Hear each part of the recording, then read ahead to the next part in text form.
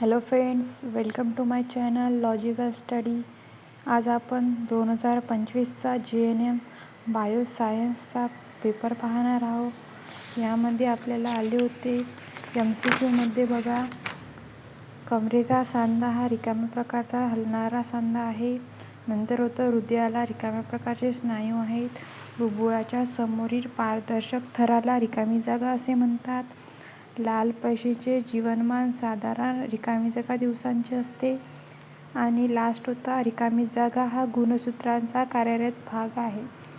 जोड्या लावामध्ये बघू शकता नेक्स्ट तुम्ही प्लुरा, प्रोथाम्बिन, SA नोड, न्यूरॉन आणि ग्रॅम पॉझिटिव्ह जीवाणू.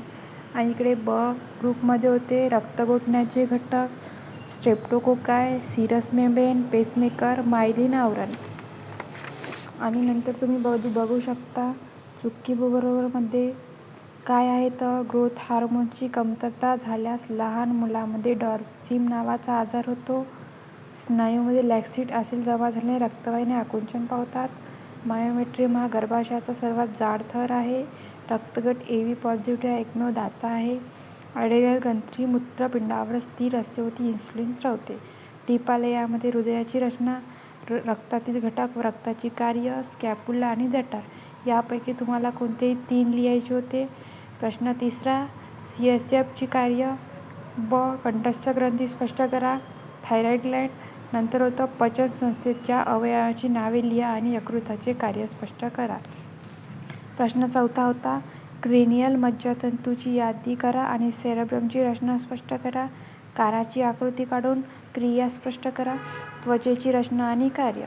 त्याला ऑर होता स्त्री जननेंद्रियाच्या नावाची यादी करून काढा.